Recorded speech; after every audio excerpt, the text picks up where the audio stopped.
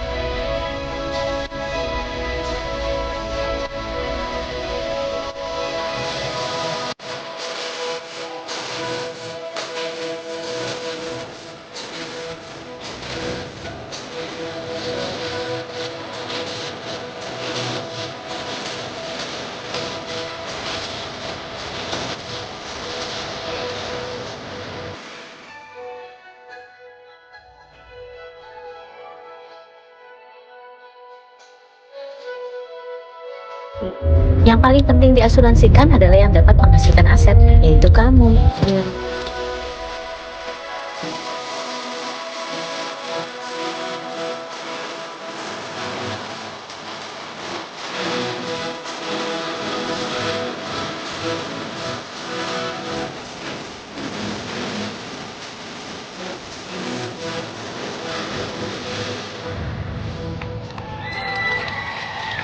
Oke, please welcome.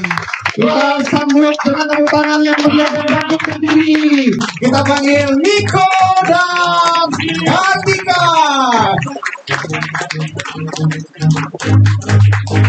Selamat pagi. Apa kabar? Luar biasa, dahsyat, yes, yes, yes, people quality. Wow. Rasanya kayak di rumah sendiri. Tapi memang sebagian besar, ya itu rumah sendiri juga bersama ya. Ada Pak Indra, Bu Nadine, terima kasih buat invitationnya, ya thank you so much. Ini kedua kali Yes. ke in associate, tapi kali ini ajak istri. Iya. Ajak istri. Ada yang masih ingat terakhir saya kesini? Wah, berarti ibu semua. Wih. Ya, saya terakhir kesini 2019 ya, 6 tahun yang lalu ya, sebelum COVID Belum ya, COVID, iya. sebelum COVID. Iya. Ya, nah, terus juga ada Ko Ahwa. Wah, mana tadi? Ko Ahwa, halo. Ko Alio, wah, dan istri. Ya, Cilina. Ada Iya, pins, ada ada Sinsin, pins, ada pins. ada Pins, ada Elda, ya. Ada ini juga saya kenal tapi lupa namanya. Bu Cici. Bu Cici. Ya, betul ya. Saya ingat wajahnya ya. Guru. Oke. Pak Juliater. Ya. Oke. Dan mungkin tak kenal Pak Sayang, saya mungkin cerita dikit lah ya nama saya ya, siapa ya. Mungkin boleh ditampilin yang ini dulu, roadmap Pak IT. Yang milestone ya.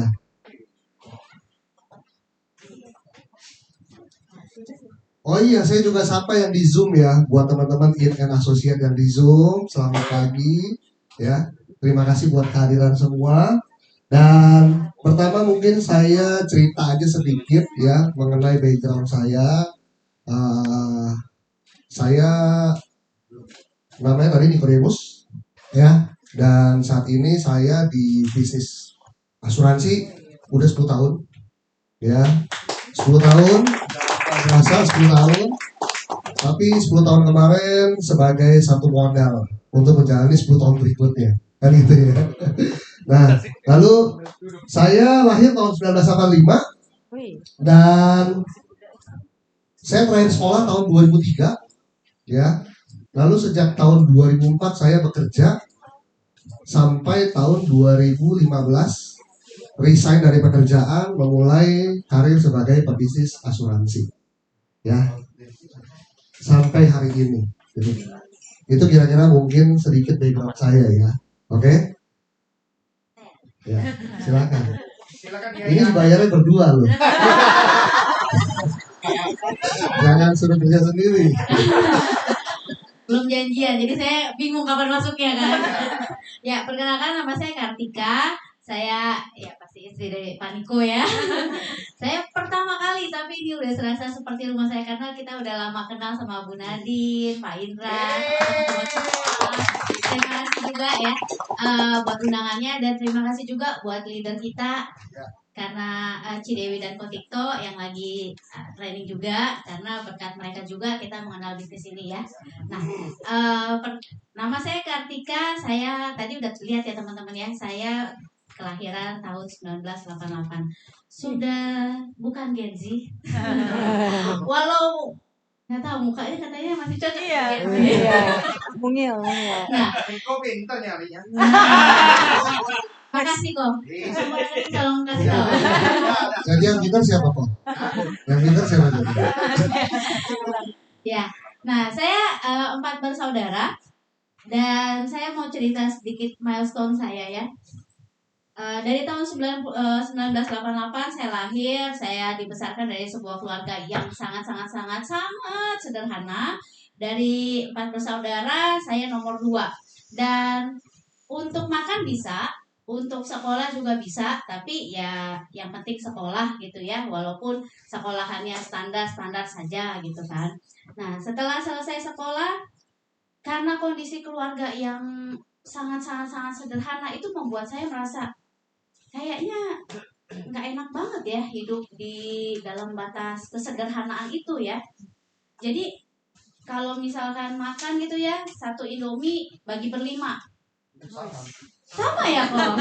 Enak ya kok, nikmat ya. Oh,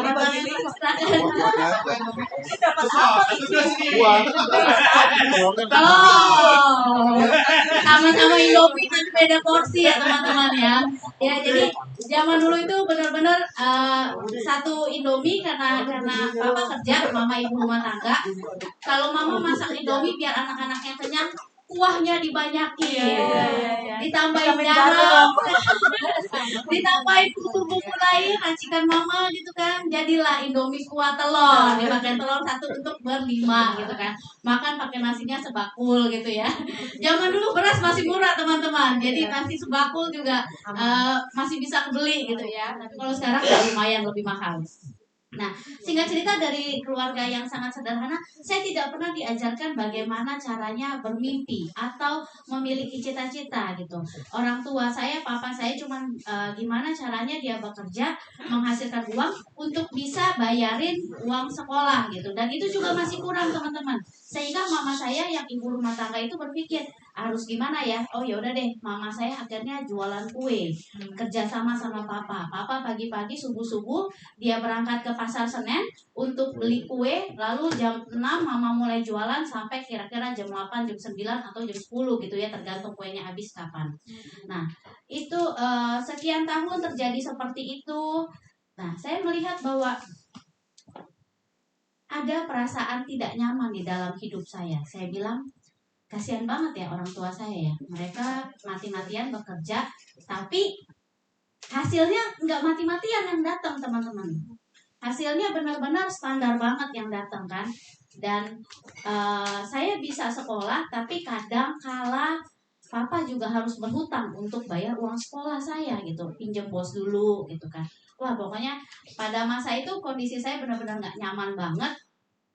Nah sehingga di tahun 2006 itu saya memilih buat, saya belum lulus sekolah, saya masih sekolah, tapi otak saya udah muter gimana caranya saya bisa dapetin duit. Lalu ya udah saya ambil katalog.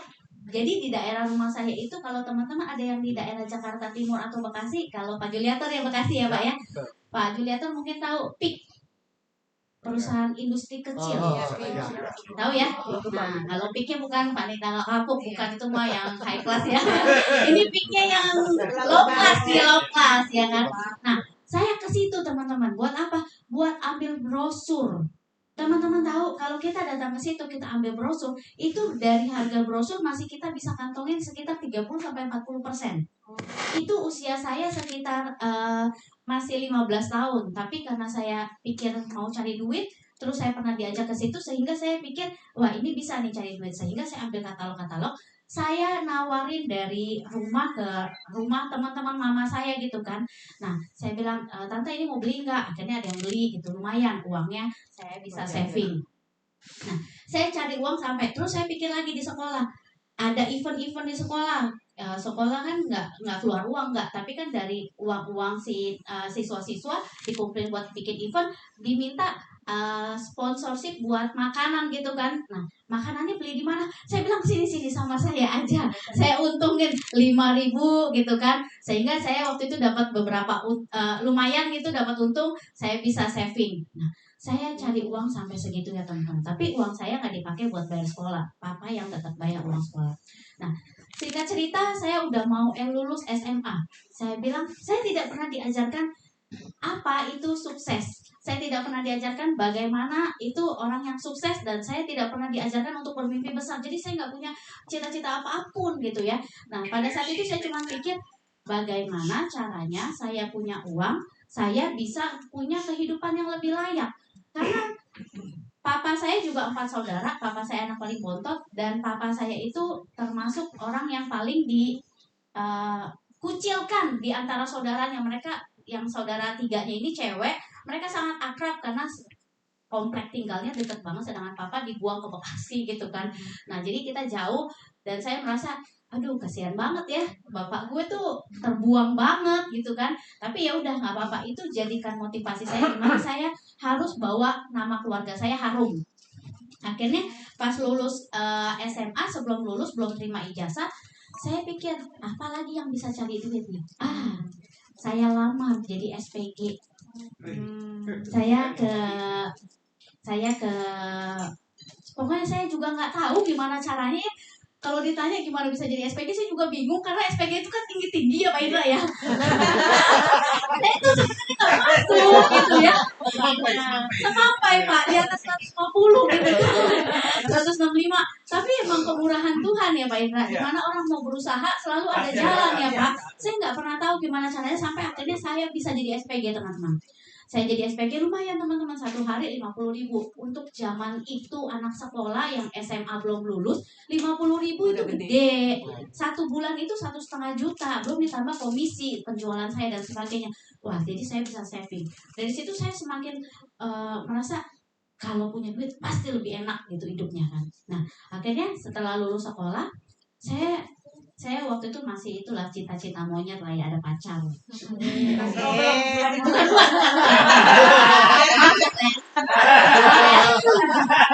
Jangan tersinggung kamu ya. Masih susah. Jadi kalau cita-cita, nah lagi cita-cita monyet, pacar saya tanya, lu lulus sekolah mau ngapain? Iya juga ya, gue mau ngapain ya lulus sekolah. Karena rumah saya, Pak Juliaton tahu Alexindo kan ada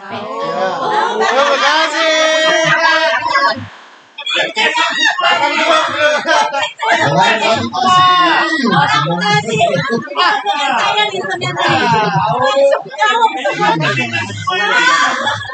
Nah, ceritanya lebih relate nih.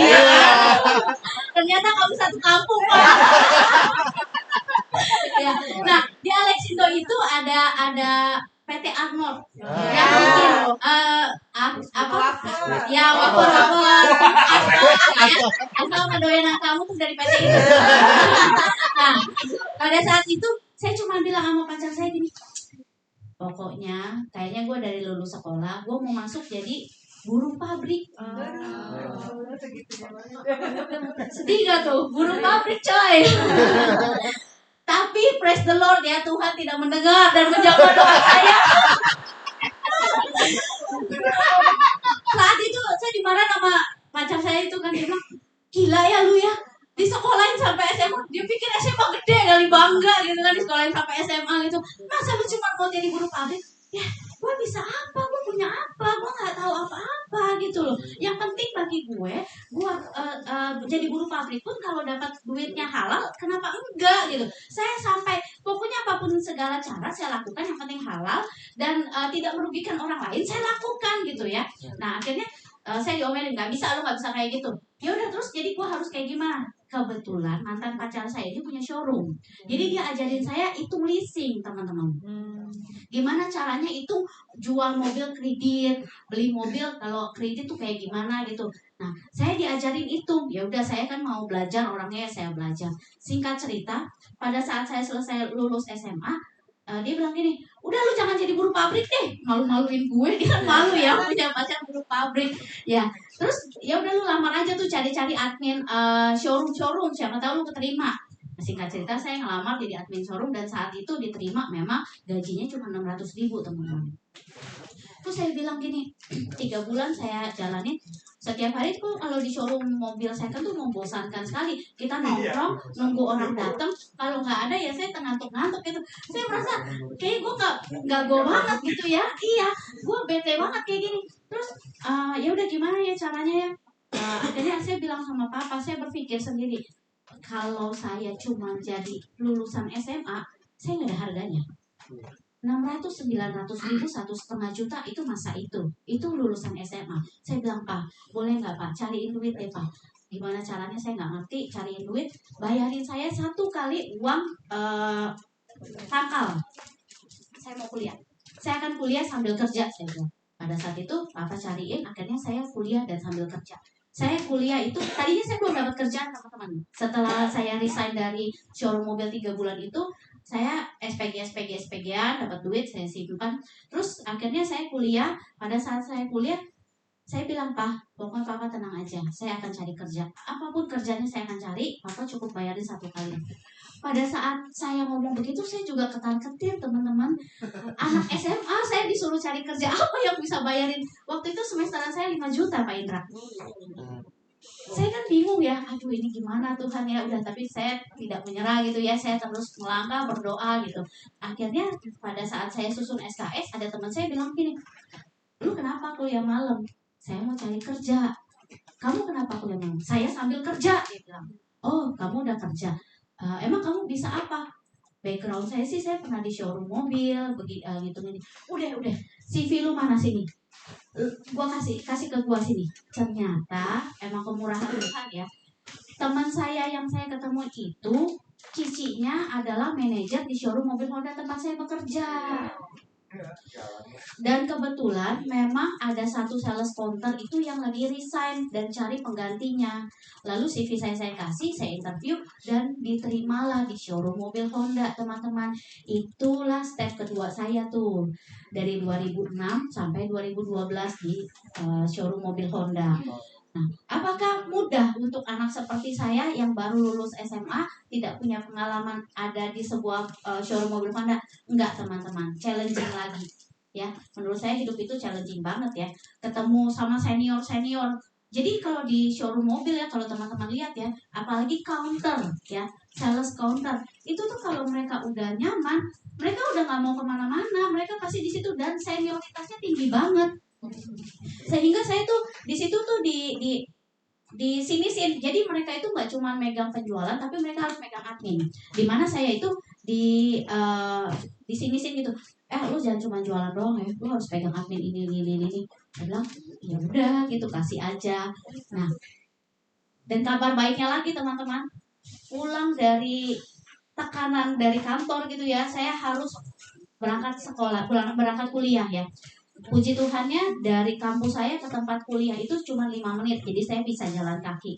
Nah, setiap hari saya lalui itu ya, dari pagi jam 10:30 pagi saya sudah bangun, sampai rumah itu bisa sampai 10:30 malam. Setiap hari selama dari 2007 Pak, saya masuk kerja ya, itu kan lulus sekolah ya. Setelah lulus sekolah saya 1 tahun tidak kuliah karena saya harus ngumpulin duit.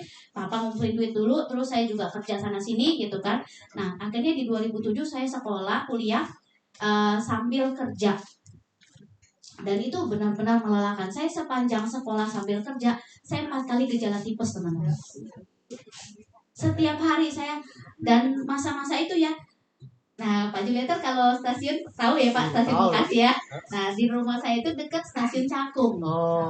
Jadi dari rumah saya itu nyambung semua. Jangan satu gerbong ya Pak. Nah, kalau ngerti stasiun nih, saya mau kasih ini pertanyaan lagi. Nah, teman-teman tahu nggak? Zaman dahulu kala, nggak tahu zaman sekarang karena saya nggak pernah naik kereta. Mohon maaf kalau sekarang. Sombong.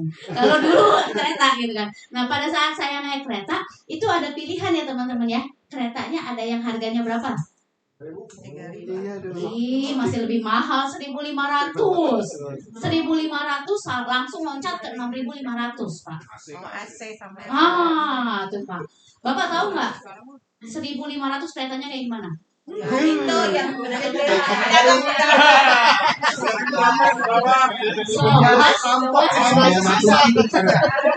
ada bebek Pak, ada ayam, ada pedagang, ada kambing Pak, Ada copet, Ada cebol. dan saya tidak mempunyai pilihan untuk naik yang 6.500 Pak, karena saya benar-benar uang saya itu minim banget, saya tidak mau menyusahkan orang tua. Jadi berbekal ongkos saya yang ada di tabungan saya, udah saya gunakan itu untuk survive nih. Saya berangkat pagi, jalan dari rumah ke stasiun itu saya jalan kaki. Saya tidak naik kendaraan umum karena bayar gitu. Saya jalan kaki, itu kurang lebih jalan 15 menit sampai di stasiun Cakung. Di stasiun Cakung saya naik kereta yang 1.500. Lalu dari stasiun Salemba saya berhenti, saya harus jalan ke showroom mobil Honda. Kalau teman-teman tahu ya, ada showroom mobil Honda di Salemba utama gitu ya, Salemba Raya. Itu saya jalan lagi kurang lebih 15 menit. Jadi setiap hari saya jalan, makanya saya kurus dulu Pak. Kalau sekarang nggak kurus, ya Bapak tahu jawabannya. Nah, itu saya lakukan sampai saya lulus kuliah. Setelah saya lulus kuliah, perjalanan saya belum selesai sampai di situ teman-teman. Saya berpikir, saya ini cita-citanya itu dapat gaji gede. Di showroom mobil Honda itu gaji saya 900.000 teman-teman. 900.000 di showroom mobil Honda. Tapi memang ada komisi-komisi. Kalau ditanya total komisi, saya bisa dapat 2 digit. di showroom mobil Honda, teman-teman.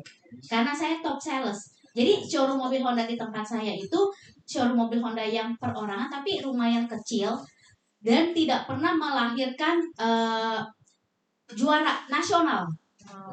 Dan puji Tuhan pada saat saya masuk, saya orang pertama yang bisa memecahkan juara nasional, Pak Indra.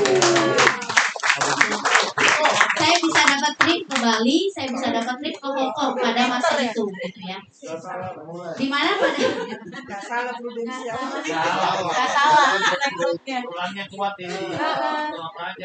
Nah, pada saat itu sampai bos saya itu benar-benar tuh cinta banget sama saya gitu kan, karena saya top sales gitu kan.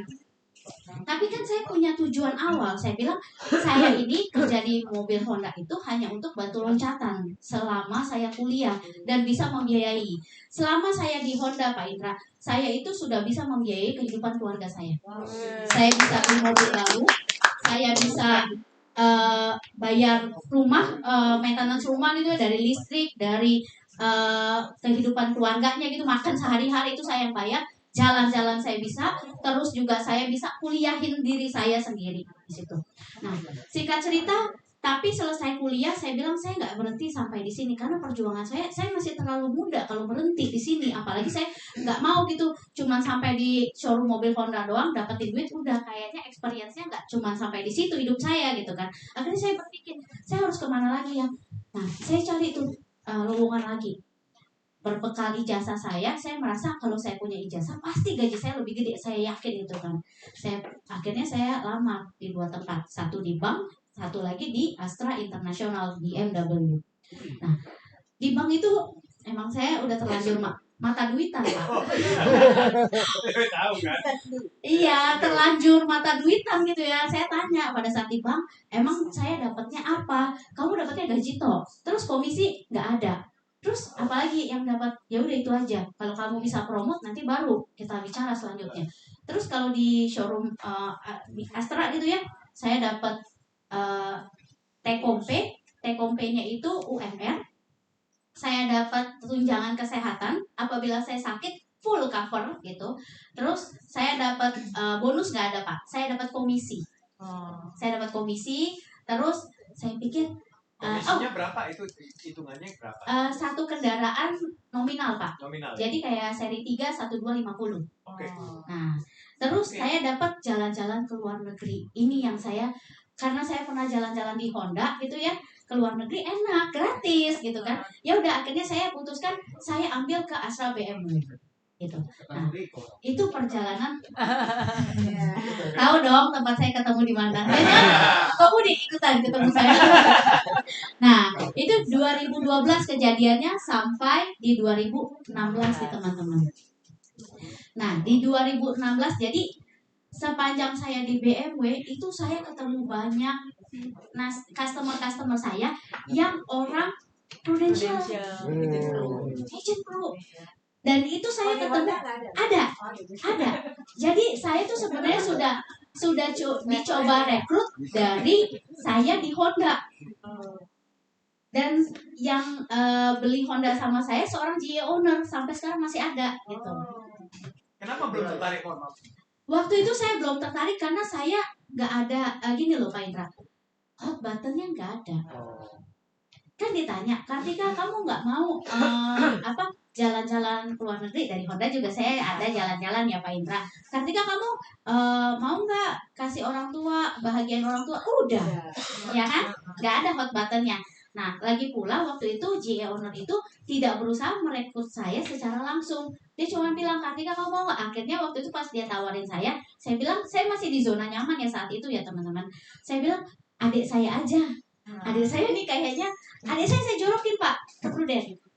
Dan dia join Pak. Dan dia sempat ada closingan. Adik saya jadi agent pada saat itu gara-gara saya. Saya bilang, udah lu daripada jadi admin gitu, udah lu mendingan lu coba asuransi tuh. Kayaknya asuransi prosesnya bagus, saya bilang. Terus juga dapat persentasenya lumayan. Udah deh, lu coba aja. Akhirnya adik saya mau tuh jadi agent. Singkat cerita, sudah adik saya jadi agent, saya belum terekrut juga sampai saya pindah ke BMW. Saya ketemu banyak orang-orang yang ada di industri insurance, terutama Prudential. Saya juga bingung ya. selama saya di Honda dan di BMW, saya nggak pernah ketemu orang asuransi lain.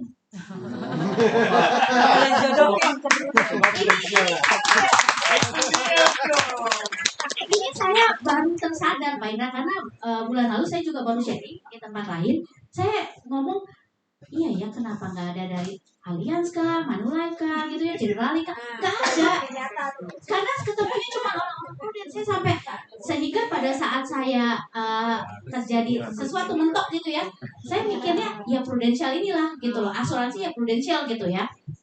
Nah, singkat cerita, saya udah ketemu sama salah satu klien BMW saya, terus dia berusaha merekrut saya.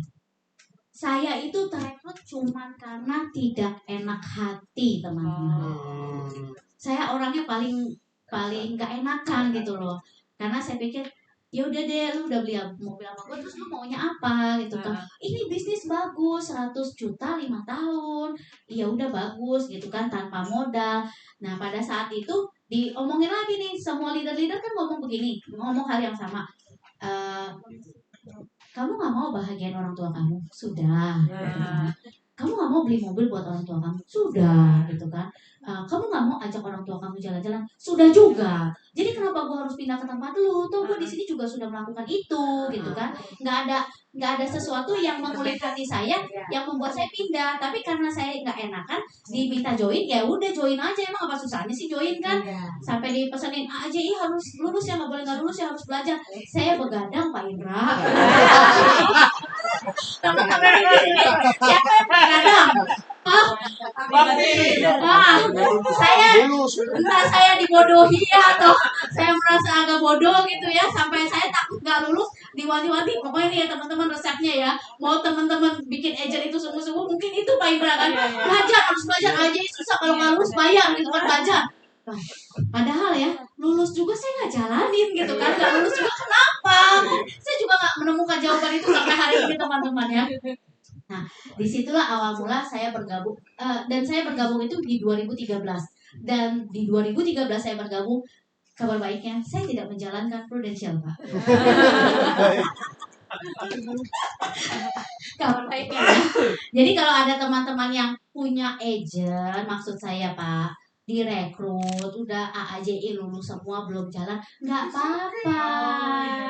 Ini produknya yang seperti itu, tapi bukan berarti semuanya sama loh ya. Tapi ada loh kisah seperti saya yang di 2013 direkrut tidak jalan. Cuman, Kartika training yuk, iya ayo, tapi aku lagi sibuk, aku lagi ada kerjaan. Sampai pernah kejadian Pak Indra, full day training itu diciptakan untuk saya Pak. Kartika kamu bisanya kapan? Ya udah deh, saya ambil cuti karena nggak enak hati kan. Ya udah saya ambil cuti hari ini ya, oke.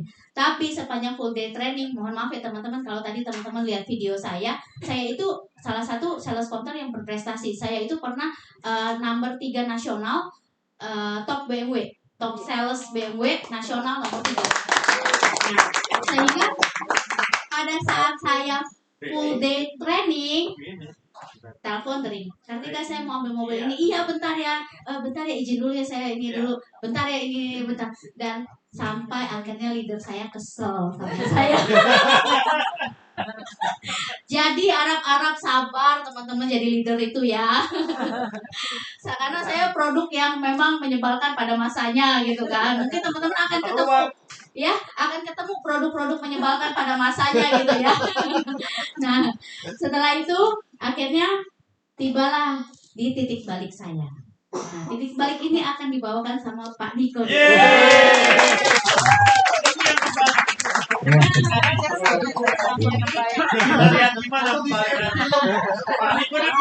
Jadi udah tahu ya. Iya. Siapa yang pintar ya? Siapa yang kejebak udah tahu ya teman-teman. Titik balik. Iya. Tadi waktu ketemu nembak gimana? Bukan aja kok di kafe ya. Gimana nih? Tapi kalau dulu ada chat GPT, mungkin saya tanya ke chat GPT. Gimana cara mengungkapkan cinta? Soalnya sekarang semua juga saya tanya chat GPT. Ya, jadi itulah ceritanya Kartika gitu kan ya, dengan berbagai latar belakangnya dia ya, yang menurut saya juga ya she's a warrior gitu kan, dia ini pejuang gitu kan, dia dari muda gitu kan ya. Dan kalau kita relatekan gitu kan ya dengan kondisi kita hari ini di bisnis asuransi gitu kan ya. Dan kalau kita lihat hari ini kita juga udah masuk semester 2 ya kan, dimana semester 2 ini Q3 dan Q4 menurut saya jadi lap terakhir nih gitu ya. Kalau kita lagi balapan ya ini udah lap terakhir nih gitu kan ya. Siapa yang mau sprint gitu kan ya, atau siapa yang ngerem gitu masuk pit stop gitu kan ya, lalu berpikir udahlah saya mulai di Januari 2026 kan gitu ya. Nah tetapi kabar buruknya adalah selama saya ketemu ya orang-orang baik agent maupun leader yang berpikir udahlah saya mulai aja di Januari 2026, kabar buruknya orangnya udah gak ada, orangnya juga udah ngilang dari bisnis asuransi. Oh, hilang dari dunia. Udah, jadi juga kok. ya mungkin juga udah menghilang dari dunia juga gitu ya. Nah karena itu sifatnya penundaan gitu kan ya. Dan saya kalau melihat kisah saya sama Kartika gitu kan ya, saya juga bersyukur berbagai kejadian itu membuat saya punya satu titik balik atau turning point gitu kan ya. Dan ada semacam quotes gitu ya dari chaos theory, nanti teman-teman boleh lihat aja chaos theory di Google gitu ya, atau kalau mau tanya ChatGPT atau Gemini juga lebih oke. Apa itu chaos theory? Nanti dia bisa jelasin dengan enak gitu ya. Kita tinggal baca aja gitu kan ya, kayak ada orang yang bacain gitu ngerti gitu. It has been said that something as small as the flutter of the butterfly wing can ultimately cause a typhoon halfway around the world gitu ya.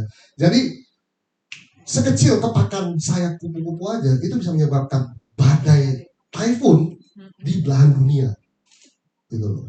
Jadi dan boleh di next ini sorry ada ini ya. Nah saya mau kasih nonton film dulu ya, satu film yang The Butterfly Effect. Kayaknya tadi saya belum share itu ya. Sebentar. Atau mungkin bisa masuk ke YouTube. Bisa, Pak. Masuk ke YouTube lalu search trailer The Butterfly Effect. Ya. Nah. Pernah nggak teman-teman semua berpikir andaikan gitu ya. Jikalau ya. Misalkan gitu ya, andai saja waktu itu saya A, nggak saya B gitu ya. Atau waktu itu saya B bukan A gitu ya. Atau ketika kalian ngambil keputusan, coba ya waktu itu keputusan saya berbeda gitu ya. Pernah nggak kepikiran gitu? Sering ya? Iya sering ya, gitu ya. Bahkan kadang saking seringnya gitu ya kita sampai menyesali kan gitu kan ya. Aduh, harusnya kan begini ya. Gitu ya. Nah, saya mau kasih lihat filmnya dulu, The Butterfly Effect.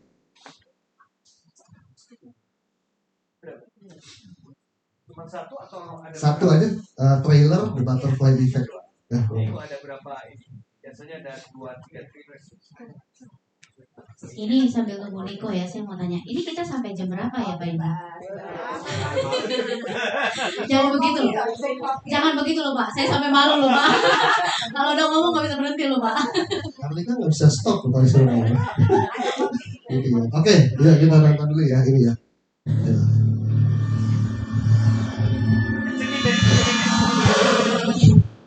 Remember when we were kids and I used to have those blackouts? Well, some of those memories have been coming back to me. There are moments in life we choose to remember. Do you think that we'll be together forever? And some memories we can never forget. All I know is if I read in these journals, I might be able to get Kaylee back. I think twice about what you could wake up a lot more messed up than you are now. I haven't seen yourselves like this before. But what if you could go back in time?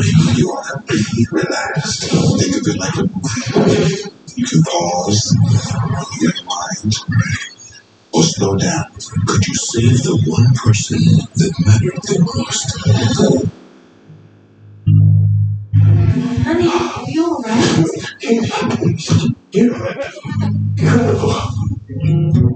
I lost you once and I'm not losing you again. Evan, you never lost me. What are you talking about? You got a nice life. You stay away from me.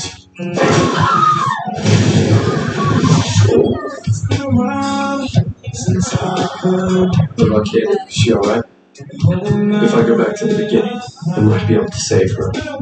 Just tell me if you see anything weird. Weirder than this.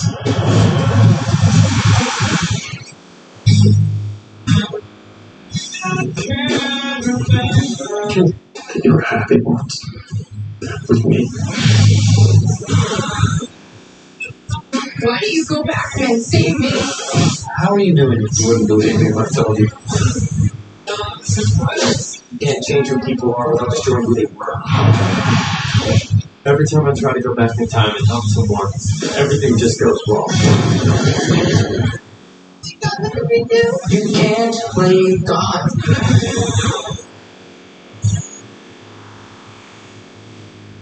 The butterfly effect. Oke, thank you, Imati. Ya, ada yang pernah nonton filmnya? Saya udah tanya 3 agensi, nggak ada yang pernah nonton filmnya. Ya, ini film lama banget. Ya, saya pertama, iya, dan pemerannya itu salah satu top aktor lah saat itu ya, Aston Kutcher. Hah? Yes, betul. Pak Indra tahu. Seumuran sama Pak Oh iya, seumuran. Iya. Jadi film The Butterfly Effect itu pertama kali saya nonton ya, waktu kira-kira mungkin SMA gitu kan ya, saya lupa. 2004 berarti udah kelar, udah nggak sekolah gitu kan ya. Tapi saya waktu nonton film itu jujur nggak ngerti. Cuman lihatnya keren ya, film bisa, orang ternyata bisa balik ke masa lalu gitu kan ya. Memperbaiki semua yang dianggap salah supaya bener gitu ya. Tapi supaya benernya ini ternyata nggak semuanya itu bener gitu. Karena ketika merubah sesuatu berarti ada yang berubah juga gitu ya kan. Contoh, yes betul gitu kan ya. Contoh, kalau hari ini saya ada di sini, ini karena saya udah rubah masa lalu saya dulu. Ya. Saya udah kembali ke masa lalu waktu ini. Iya aja semuanya. Enggak. Saya nggak kembali ke masa lalu. Tapi kalau tadi nyambungin sama ceritanya Kartika, gimana cara saya bisa ketemu sama dia gitu kan ya. Salah satu titik balik saya adalah ketika saya memutuskan menerima panggilan telepon dari ex bos saya di BMW Sunter, ya, yang telepon di pagi hari, saya di Surabaya, dan dia panggil saya untuk kembali ke Jakarta. Gitu ya. Karena 7 bulan sebelumnya saya dikirim ke Surabaya untuk pegang tim Surabaya, BMW Surabaya, gitu ya. Dan saya pikir di Surabaya itu bakal lama, gitu ya kan. Saya juga udah gak berpikir bakal balik gitu kan ya. Tetapi ternyata di satu pagi hari Sabtu gitu kan ya, ex bos saya telepon dan dia bilang, udah Niko, bulan ini terakhir ya Surabaya ya, lu packing barang semua, bulan depan balik ke Sunter. Dan saat itu saya bilang iya, oke, siap gitu ya. Karena buat saya ini Surabaya gitu kan, mau cari jodoh di mana gitu ya, gitu kan ya. Udah gitu ketemu sama Cindo Surabaya kan juga ngomongnya medok gitu kan ya. Saya ngelihatnya gitu kan ya udahlah. Jadi saya pikir ya udahlah, balik Jakarta better lah gitu ya. Saya orang Jakarta, rasanya tinggal di luar Jakarta tuh aduh gitu kan, kayaknya nggak enak lah gitu, kayaknya nggak enak gitu kan ya. Walaupun Surabaya enak makanannya, wah orangnya ramah-ramah gitu kan ya, wah pokoknya Surabaya beautiful lah menurut saya, oke banget gitu ya. Tapi kayaknya bukan untuk saya tinggal gitu ya. Jadi saya terima gitu ya, saya terima balik. Dan ketika saya kembali ke Jakarta di 2014 kita satu kantor bersama gitu kan ya, 2014 sekantor bersama, dan itulah ketemu di situ gitu ya kan. Sebelumnya udah ketemu, tapi ketemu lagi ya lihat-lihatan ya kan, saya lihat matanya, saya lihat telinganya.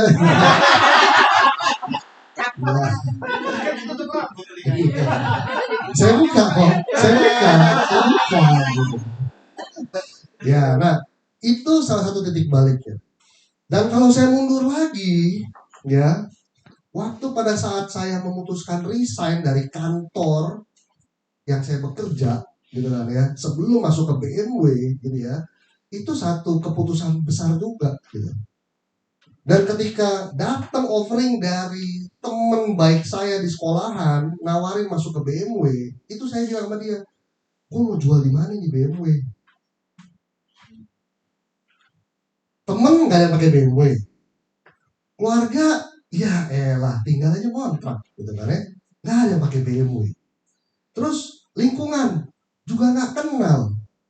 Kalau Kartika kuliah, saya S3, SD, SMP, hampir lulus SMA gitu kan ya.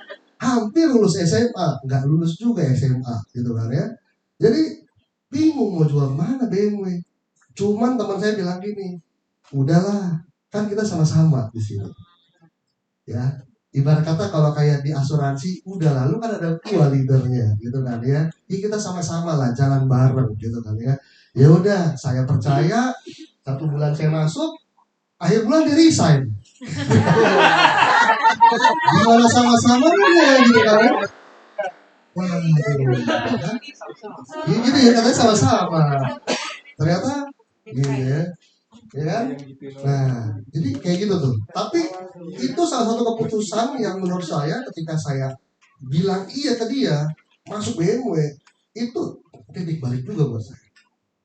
Dan kalau mundur lagi ke belakang gitu kan ya, ketika pada saat saya memutuskan berhenti sekolah, memulai kerja, ya kan, karena saya melihat saya punya orang tua, dua-duanya itu kondisinya ya tidak bisa memberikan kata cukup kepada keluarga. Keluarga itu selalu di bawah kekurangan, gitu ya.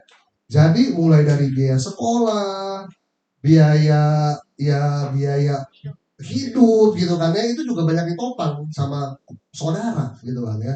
Kalau Kartika saudaranya lebih banyak yang nggak peduli satu sama lain, tapi kalau keluarga saya cukup care lah gitu ya. Tetapi sama benang merahnya sama-sama kurang gitu. Sama-sama susah gitu kan ya. Nah, saya melihat itu sebagai satu cambukan atau motivasi. Saya anak pertama, laki-laki, orang tua saya, papa saya anak bontot, laki-laki.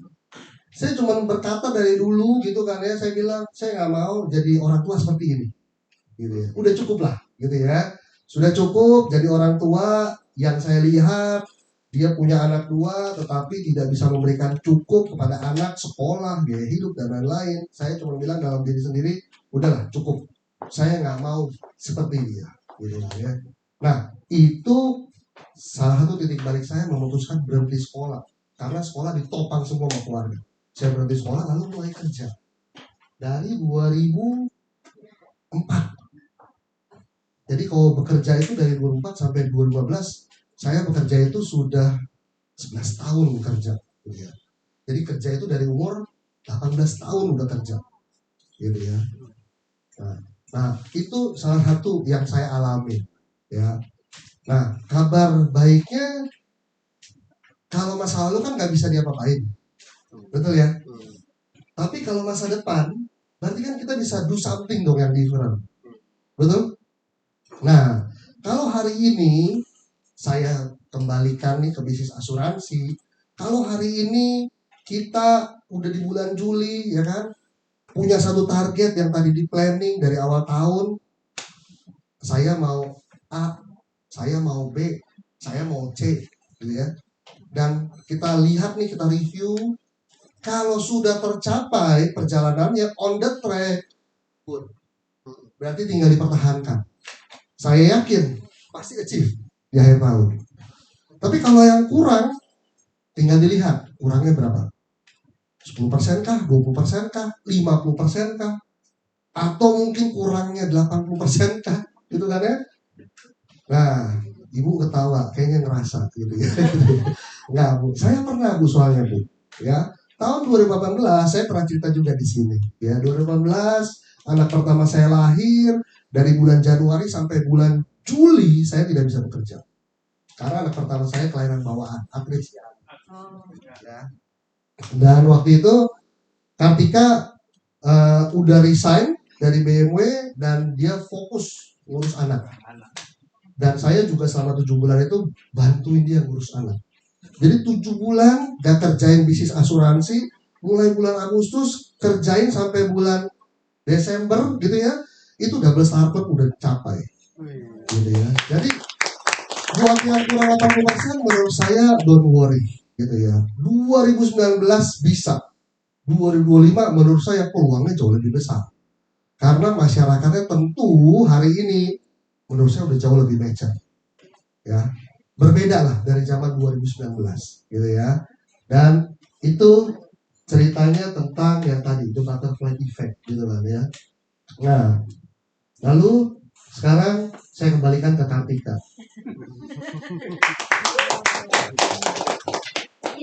Tadi tuh saya tanya sampai jam berapa karena ini materi saya banyak banget. Khusus buat ini tuh saya udah siapin materi Pak Indra. Iya. Nah ini kalau materi ya success identity. Dan hari ini kita tuh dari Vimala Hills tadi pagi gitu. Jadi kita hari kemarin ya. Kemarin kita berangkat ya weekend gitu, long weekend anak-anak gitu kan liburan gitu kan ya. Cuman ya kan dijanji sama Bu Danti tanggal 5 gitu kan ya. Jadi ya saya bilang gak apa-apa lah, nanti kita dari Vimala balik dulu ya kan. Baru nanti jangan lagi sana. Jadi dia sampai malu bikin materi. Iya gitu. Nah, ini saya membahas success identity. Teman-teman udah tahu belum success identity itu apa? Berat nih, yang ngantuk silakan bobo. Salah. Enggak. Ini simple. Nanti saya juga akan kasih relaksasi biar teman-teman makin relax gitu kan. Udah tahu belum success identity itu apa? Jangan monopren ya, jangan ya. Tolong matiin aja itu. Nah, next. Success identity atau identitas kesuksesan, bagaimana seseorang memandang dirinya sendiri sebagai individu yang sukses. Ya.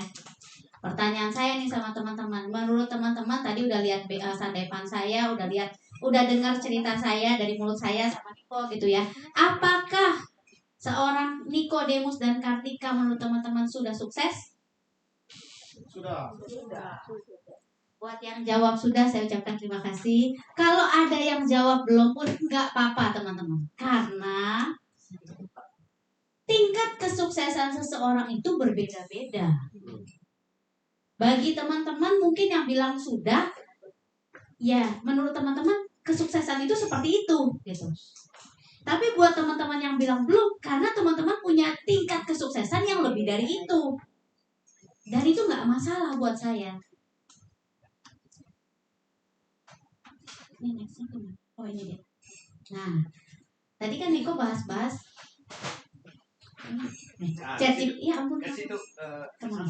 Ya. Oh. Nah. Tahuan deh. Nah, tadi kan Niko bahas ya, dia tanya ChatGPT, saya juga nggak mau kalah gitu kan. Saya juga tanya. Sebenarnya materi ini saya diminta bawain di agensi kami gitu ya, saya udah bawain gitu. Terus saya merasa gila, success identity itu berat banget materinya coy, gitu kan? Karena seorang Kartika merasa dirinya itu belum sukses. Kalau misalnya tadi ada teman-teman yang bilang udah sukses ya thank you banget, tapi kalau Kartika tuh merasa belum sukses. Nah, terus Kartika tanya dong sama ChatGPT, Chat, apa sih artinya success identity itu? Success identity itu cara kita menghubungkan diri kita dengan keberhasilan, baik secara nyata maupun dalam cara berpikir. Ini mencakup nih, yang pertama, teman-teman perhatikan. Keyakinan diri bahwa kita bisa sukses. Ya. Percaya diri sendiri bahwa kamu mampu mencapai keberhasilan walaupun belum terjadi sekarang. Masalahnya, Kartika itu belum punya loh ini. Kartika tuh nggak punya loh sebuah keyakinan bahwa Kartika bisa sukses sampai detik ini. Jadi kalau Kartika ada dengan prestasi Kartika sampai di detik ini, itu Kartika merasa amazing juga. Walaupun saya nggak punya keyakinan ini Pak Indra. Karena kan segala sesuatu saya percaya dimulai dari keyakinan ya teman-teman ya. Kalau kita yakin bisa, pasti bisa. Itu yang kita belajar ya Pak Indra ya. Kalau kita yakin nggak bisa, otak kita udah langsung blocking, nggak bisa ya. Saya sih sebenarnya nggak punya keyakinan bahwa saya bisa sukses. Tapi saya juga tidak meragukan diri saya untuk tidak sukses Pak Indra. Jadi saya netral banget, netral aja gitu. Yang kedua, citra diri yang positif karena kita sudah atau sedang menuju kesuksesan. Kamu melihat dan menilai diri sendiri dengan cara yang baik dan membangun. Karena kamu merasa sudah mencapai sesuatu yang berarti atau sedang berada di jalur yang benar. Kalau tadi teman-teman lihat dengan sejumlah sekian prestasi yang Kartika capai, Kartika tuh gak merasa bahwa prestasi-prestasi Kartika itu sebuah pencapaian yang patut dibanggakan. Sampai Kartika bikin materi ini, baru saya tahu bahwa ternyata apa yang saya udah capai itu tuh patut dibanggakan loh ya. Ya, betul. Saya tuh baru tahu Pak Indra bahwa saya berprestasi dan patut dibanggakan pada saat saya bikin materi ini Pak. Oh iya, benar. Iya ya. Nah tapi kalau di dalam ditanya gitu ya, kamu punya citra positif nggak? Karena kamu udah pernah sukses A, B, C, D. Saya nggak punya itu. Gitu. Nah yang ketiga, teman-teman ini ya, teman-teman pasti dengar materi saya merasa gini, belum sukses berani bawain materi ini. Ya, tapi dengerin dulu, simak dulu sampai akhir karena ada yang lebih mau saya ulas di sini. Yang ketiga adalah standar pribadi tentang apa itu sukses. Nah, tadi kan teman-teman udah dengar ya cerita saya bahwa saya dari keluarga yang tidak pernah diajarkan, oh sukses begini loh nak, caranya begini loh nak. Kami dorong, kami sokong, kami fasilitasi sehingga kamu bisa mencapai kesuksesan dengan sekolah yang bla bla bla gitu ya. Saya nggak punya itu ya teman-teman ya. Ukuran yang kamu tentukan sendiri mengenai kesuksesan bukan standar yang orang lain buat. Makanya tadi saya tanya, Kartika itu udah sukses belum menurut pandangan teman-teman? Karena Kartika merasa Kartika belum sukses gitu loh. Tapi kalau pandangan teman-teman pencapaian sukses adalah seperti yang Kartika capai, ya nggak apa-apa gitu, sah-sah aja. Nah, saya juga nggak punya ini karena tadi background keluarga saya. Yang keempat, gaya hidup, pola pikir, kebiasaan yang mendukung pencapaian sukses. Saya cuma punya yang nomor 4 teman-teman. Saya cuma punya yang nomor 4, cara menjalani hidup sehari-hari, cara pandang hal kecil yang saya lakukan berulang-ulang untuk mencapai kesuksesan. Saya tuh orangnya very very simple menurut saya. Saya di Honda, di BMW itu diajarkan cara follow up orang. Saya cuma bawa cara follow up itu ke sini. Dari saya udah prospek orang, banyak orang yang bilang gini, saya udah prospek tapi orangnya nggak mau. Ya udah nggak apa-apa, tapi bukan berarti nggak mau sekarang nggak bisa kamu follow up besok, nggak bisa kamu follow up lusa, nggak bisa kamu follow up 1 minggu lagi. Belum tentu hari ini enggak, tapi ternyata 1 bulan lagi enggak juga gitu loh. Bisa jadi 1 bulan lagi ketika kamu follow up ternyata ya udah deh, kemarin temen gua ada yang kecelakaan diganti tuh sama Pruden, misalkan momentum gitu ya. Nah, saya itu cuma punya pola-pola simpel begini doang. Gaya hidup saya benar-benar sederhana, teman-teman. Kalau teman-teman lihat ya, di asuransi-asuransi lain banyak yang baru gabung sekian lama, income 50 juta dipamerin gitu ya. Baru gabung sekian lama, bisa pakai Mercy, bisa pakai BMW dipamerin. Saya tuh merasa, itu bukan gue banget loh. Lu silakan lakukan itu, tapi gue sih enggak. Lu gak perlu tahu isi kantong gue, yang penting kehidupan gue bawa anak gue setiap minggu ke playground. Soalnya gini teman-teman ya, ini kan anak-anak saya masih kecil ya Pak. Saya lihat banget kesenjangan orang-orang tua lain gitu. Playground tuh ya Pak, 1 kali main 250. Nah, 250 1 anak, 2 anak Pak, 500.000. Itu cuma main playground doang. Belum makan. Makan itu ada makan siang dan makan sore di mall gitu ya Pak. Itu kalau kita main ke mall setiap, mungkin teman-teman bisa cek sendiri ya. Kalau misalkan minggu itu 1 bulan ada 4 atau 5 teman-teman. Itu biasa kita keluarkan 1 juta Pak. Minim-minim 1 juta untuk makan siang, makan sore itu udah paling irit Pak. Nah, tapi kan saya nggak gini loh Pak. Zaman kecil saya sangat sedih sekali. Sampai saya mau pakai kaos kaki aja harus pakai karet Pak. Kan miris banget. Miris banget gak sih? Iya gak? Teman saya punya kaos kaki kalau udah jelek abis main bola kotor dia buang. Kalau saya udah jelek juga gak bisa saya buang, besok saya pakai apa gitu kan. Nah sehingga saya merasa saya nggak boleh jadi orang yang seperti waktu saya kecil dulu merasakan hal seperti itu. Dan saya nggak mau anak-anak saya merasakan kesusahan saya. Jadi saya sama Niko itu kerja keras mati-matian. Apapun yang kami lakukan itu untuk anak-anak kami gitu loh. Perubahan anak-anak kami. Dulu kami boleh susah, itu masa lalu gitu. Tapi kami nggak mau bikin anak-anak kami merasakan yang kami rasakan gitu ya Pak. Nah, kabar baiknya, walaupun menurut ChatGPT ada 4 faktor ini, dan seorang Kartika yang bisa ngomong sama teman-teman sharing cerita ini ke teman-teman semua, cuma punya 1 doang.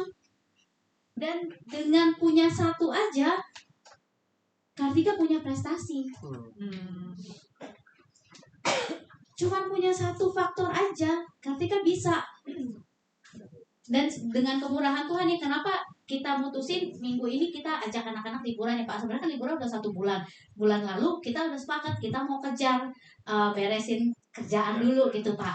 Nah terus bulan ini memang kemarin Niko agak unwell, nggak sehat gitu kan. Jadi kita nggak bisa pergi kemana-mana dan mepet banget. Akhirnya kita mutusin pergi Jumat Sabtu Minggu. Karena Senin Kartika ke Bangkok, MDRT. Nah, jadi saya itu tengah Juni kemarin saya sudah berhasil capai MDRT saya dan Star Club saya. Di bulan Mei saya kejar, memang dari awal tahun saya bilang sama Niko, saya kan dapat jalan-jalan, kita jalan-jalan ya Bu Nadine ya ke Praha gitu ya, kita ketemu. Lalu saya bilang sama Niko, sebenarnya saya nggak happy banget ke Praha. Karena apa? Karena saya dapatnya 1 tiket Pak. Saya bilang sama Niko kalau mau jalan-jalan ke luar negeri, saya maunya berdua gitu. Tapi Niko bilang, enggak, lu pergi sendiri. Karena Pak, dari pertama kali saya join sampai 2025, saya itu baru dapat baru berangkat Star Club 2 kali. Walaupun saya sering dapat Pak. Melahirkan, jaga anak, COVID gitu ya. Nah, jadi saya baru merasakan Star Club itu Milan dan Praha. Sehingga pas Praha saya bilang, saya dapat 1. Dan sebenarnya Pak, Praha itu saya juga kemurahan Tuhan banget. Karena memang dari awal kita itu nggak ngejar untuk dapat Star Club Pak. Kita itu lagi fokus ngembangin tim gitu loh. Lagi coba ngembangin tim. Ternyata memang karena kemurahan Tuhan, kita bisa dapat Star Club di akhir-akhir banget Desember Pak, dan itu 1 tiket gitu ya. Dan saya udah bilang sama dia, saya nggak mau pergi, lu aja yang pergi, gue nggak mau pergi pokoknya. Dia bilang nggak bisa, lu harus pergi, lu harus cobain pergi sendirian tanpa gue gitu kan. Bucin ya saya ya, nggak begitu kan. Nah akhirnya ya udah saya putuskan pergi, tapi saya bilang sama dia, sebenarnya gue nggak happy banget nih ke Praha karena 1 tiket, terus ya memang bukan kota yang gue mau tuju. Ya terus lu maunya gimana? Gue mau ngejar yang Bangkok nih, gue senang ke Bangkok karena Bangkok makanannya enak, belanjaannya murah gitu ya Pak, emak-emak banget gitu kan di Bangkok, cewek banget gitu kan. Ya udah kita kejar, dan kemurahan Tuhan saya dapat ke Bangkok gitu loh, dan itu happy banget saya gitu. Sehingga makanya kemarin kita mepet-mepet udahlah, karena hari Senin depan anak-anak saya udah masuk sekolah. Sehingga saya putusin ya udah saya berangkat ke Vimala, nginep sebentar. Karena Senin pagi saya langsung berangkat ke Bangkok. Nah, jadi teman-teman yang mau saya sampaikan sama teman-teman adalah untuk seorang Kartika yang punya, saya masuk nih.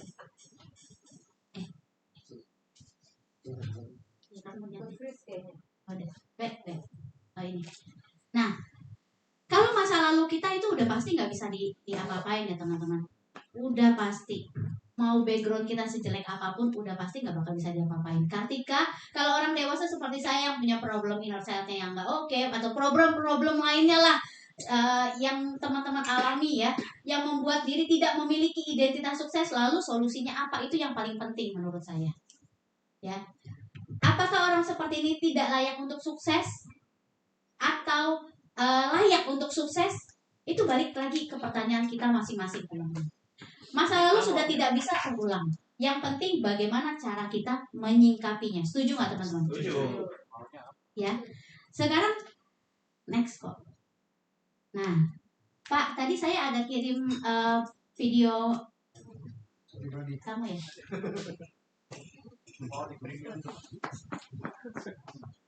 Teman-teman, coba teman-teman baca pertanyaan ini dan tulis di handphone teman-teman boleh, di kertas boleh. Teman-teman harus jawab pertanyaan ini.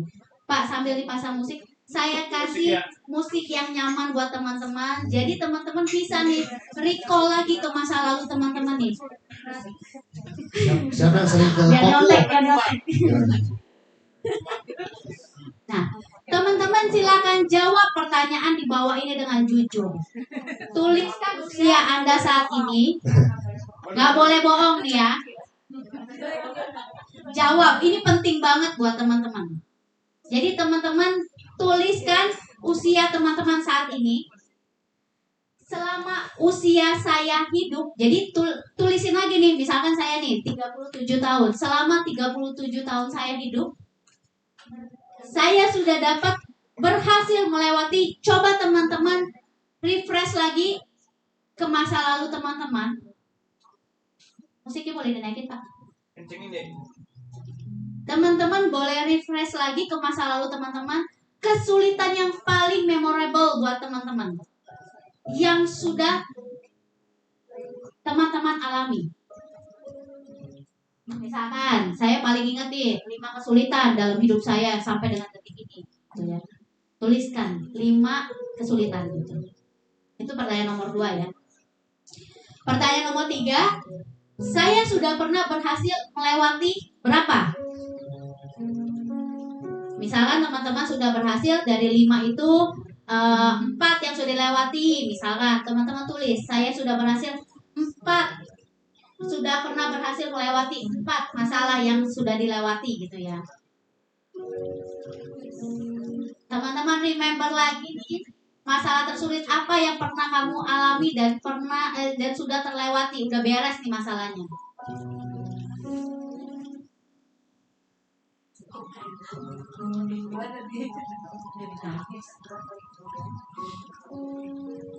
Sengaja saya kasih musik ini biar teman-teman bisa lebih rileks mikirin yang lalu nih. Saya kasih kesempatan ya. Lalu udah nomor 4, sebutkan 2 pribadi yang membantu kamu menyelesaikan masalah terberat kamu. 2 pribadi.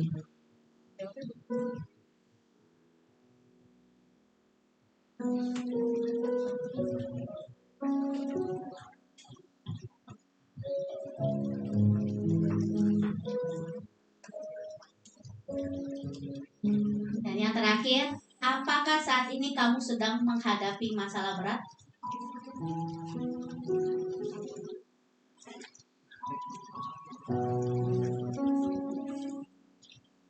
Kalau teman-teman sudah selesai, boleh angkat tangannya.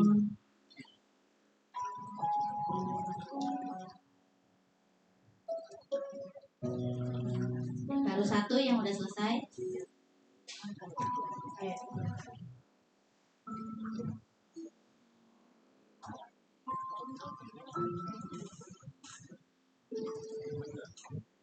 Sudah 2.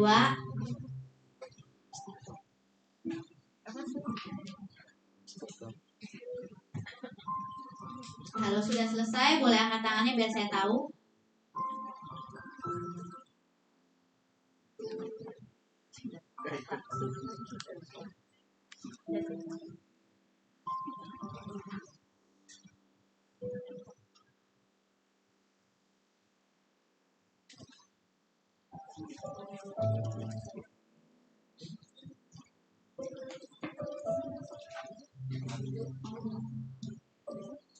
Udah, Aindra udah, yang lain? Sudah.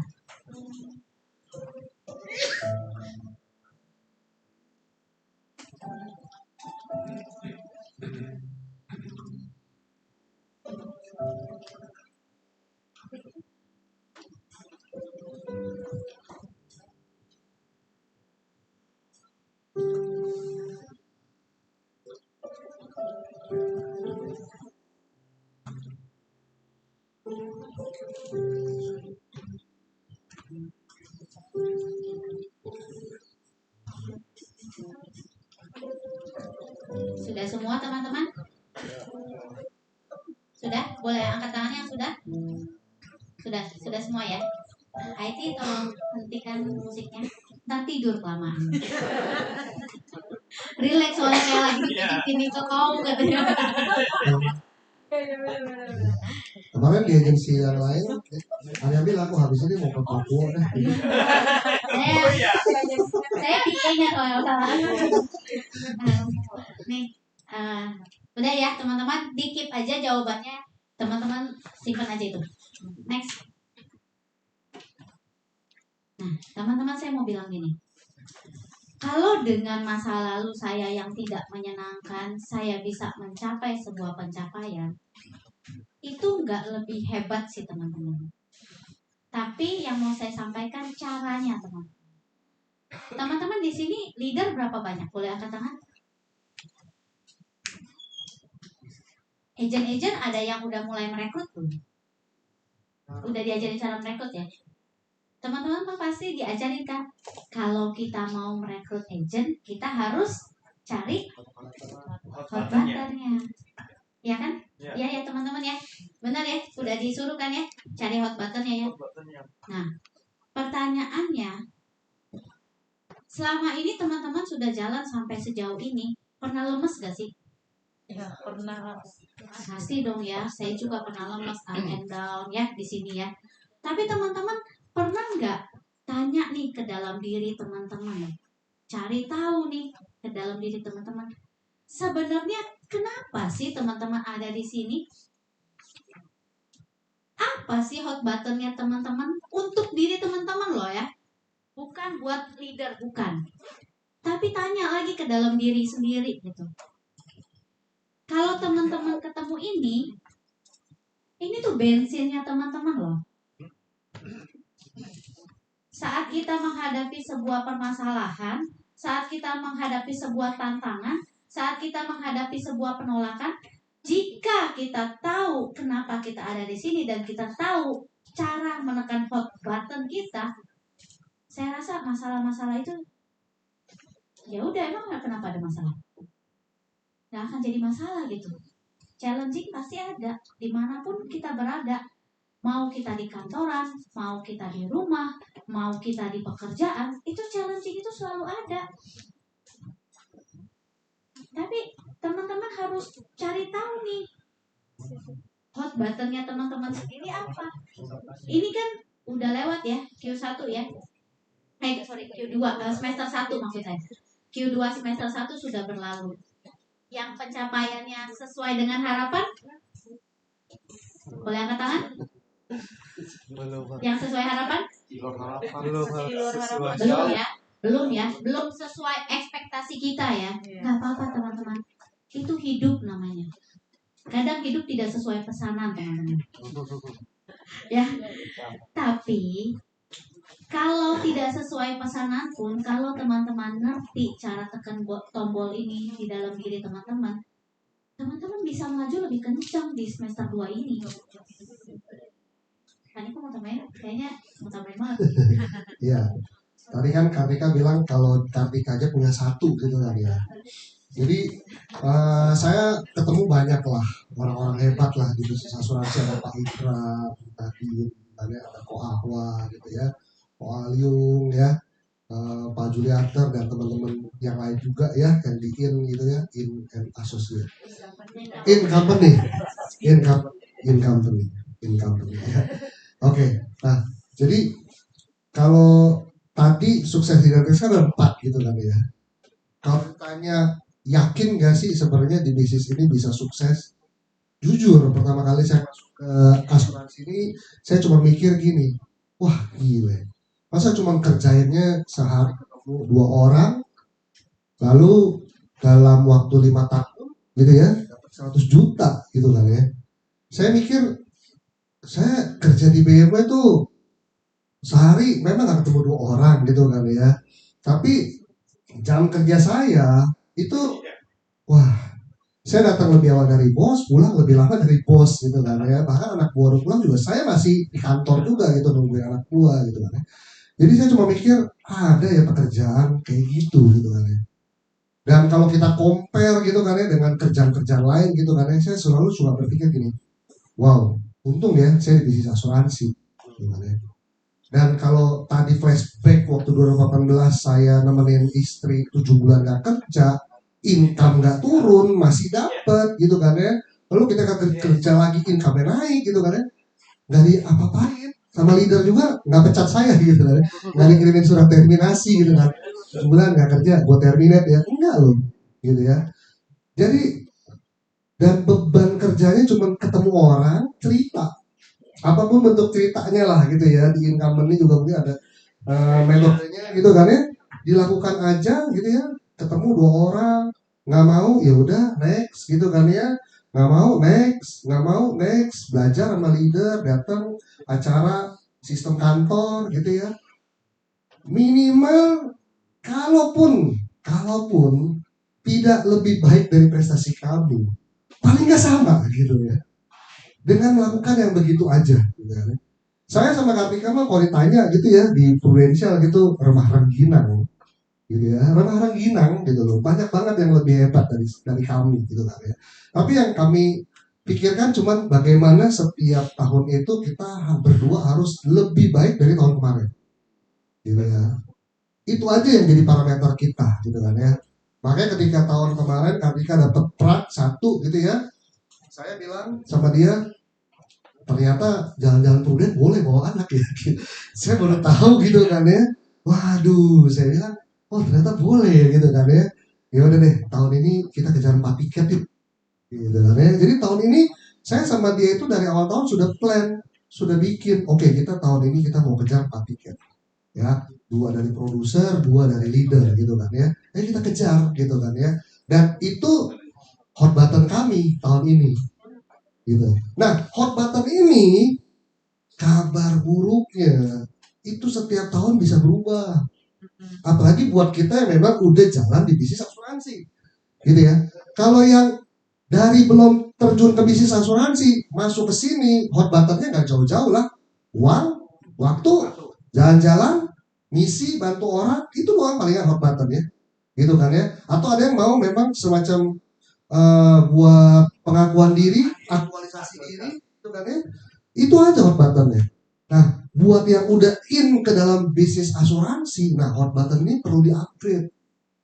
Saya itu sempat 3 tahun, enggak 3 tahun lah, 2022, 2023. Ya mungkin 3 tahunan lah. Sekitar 3 tahunan itu benar-benar kayak udah jalan rutinitas aja biasa Pak. Ya, jalanin aja rutinitas. Gitu ya. Meeting, training, aktivitas gitu ya, tanpa satu tujuan yang jelas. Gitu loh. Nggak ada tujuan jelasnya apa. Kalau ditanya perlu prestasi nggak? Ya, kayaknya udah mendarah daging gitu ya. Dari sejak gabung, memang udah itu yang saya tanamin gitu kan ya. Jadi udah terlatih gitu loh. Jadi ibarat orang yang udah biasa nge-gym, muscle memorinya udah ada, tapi nggak punya tujuan mau ngapain nge-gym. Gitu loh. Karena badan udah jadi nih, keren gitu kan ya. Mau ngapain lagi? Jadi datang hanya untuk rutinitas. Nah itu sekitar 3 tahunan. Dan ketika saya tahu saya dalam situasi itu, saya rubah hot gitu loh. Saya ketemu satu coach gitu kan ya, datang kantor, ada satu acara kantor, dan ini menurut saya penting nih buat agent maupun leader. Ikut training di kantor, sistem di kantor, itu nggak tahu loh benar. Bisa aja momennya pas. Gitu ya. Ketemu orang ngomong di depan, waktu itu yang diundang ini coach sudah cukup berumur gitu kan ya. Tampilannya juga di flyer, nah menarik buat saya gitu kan ya. Saya pikir saya bisa dapat apa dari orang ini gitu loh.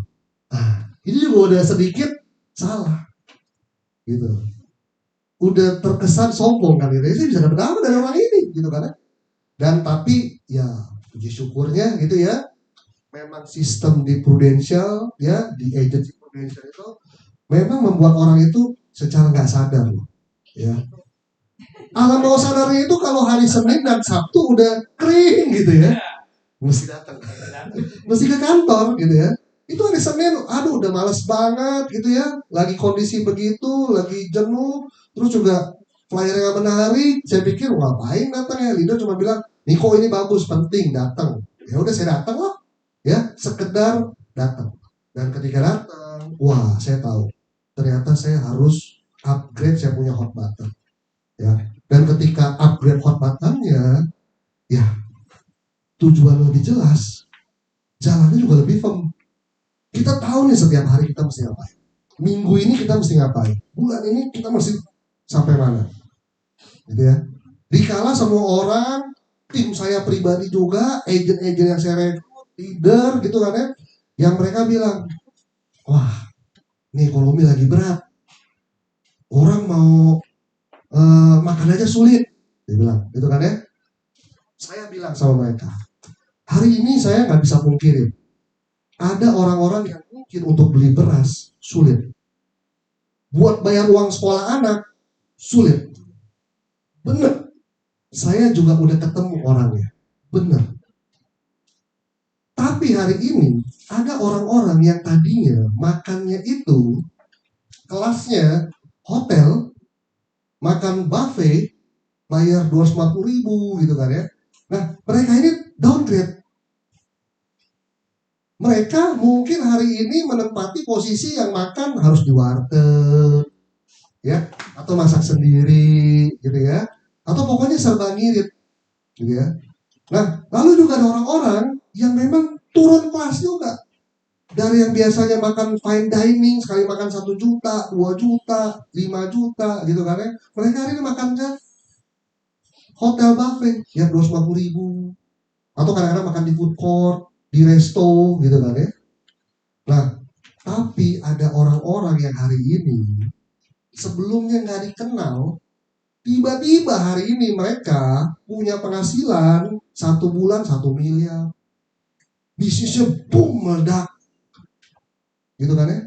Tiba-tiba ada permintaan ekspor, dapat proyek, lalu dia jadi OKB ibaratnya. Itu market. Gitu. Yes. Jadi saya percaya satu hal, uang itu nggak pernah hilang, hanya pindah, hanya berpindah, gitu.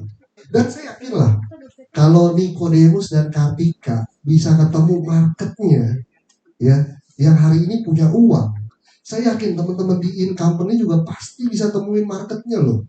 Saya yakin, karena kan Indonesia, Jakarta ini bukan milik kita berdua, benar nggak? Teman-teman juga pasti kan semua punya market gitu loh. Kita nggak pernah tahu kok tiba-tiba mungkin ada teman kita punya kenalan, dia kenalin dan sebagainya. Jadi lakukan aja aktivitas kita setiap hari, cari 2 orang yang bisa kita ajak ngobrol. Mungkin sekedar baru approaching, mungkin udah masuk bisa pra-BOP, atau mungkin udah bisa masuk pendekatan untuk prospek gitu kan ya. Tapi setiap hari keluar aja. Kalau kami berdua begitu. Selesai antar anak, langsung keluar meeting dan mingle gitu loh. Kita tadi dengar Pak Indra kan juga bikin kegiatan kan ya, ada badminton, ada lari gitu kan ya. Kartika sampai ikut 2 tempat badminton. Saya juga ngikut, yang tadinya nggak mau main saya juga ikutan main gitu kan ya, karena saya harus mingle gitu kan ya. Lalu apalagi yang kita bisa lakukan gitu kan ya, kegiatan apalagi ya kita masukin. Kartika dengan orang tua murid, teman-teman sekolah, anak gitu kan ya, ada kegiatan apa, ikutan ya, ikut, saya bilang gitu ya, karena itu kan tempat kita mingle ya. Jadi sebenarnya tempat untuk aktivitas itu menurut saya, kalau hari ini agent bilang saya mau ketemu siapa gitu kan ya, mungkin perlu sedikit ngobrol sama leader gitu kan ya, minta petunjuk dari leader, minta saran, minta support gitu kan ya, supaya diarahkan gitu. Karena saya yakin leader pasti bisa membantu mengarahkan, ya. Nah, mungkin itulah yang saya tambahkan, ya.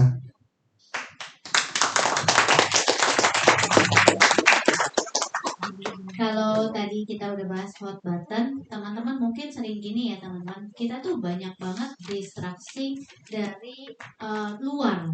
Jarang kita tuh listen your heart gitu loh, in deep gitu ya, dengerin hati kita yang paling dalam, kita tuh maunya apa. Ini pertanyaan fact finding yang biasa kita tanyain ke orang. Teman-teman boleh coba deh kalau misalkan lagi merenung atau lagi meditasi gitu ya, mindfulness, dipakai mindfulnessnya gitu ya.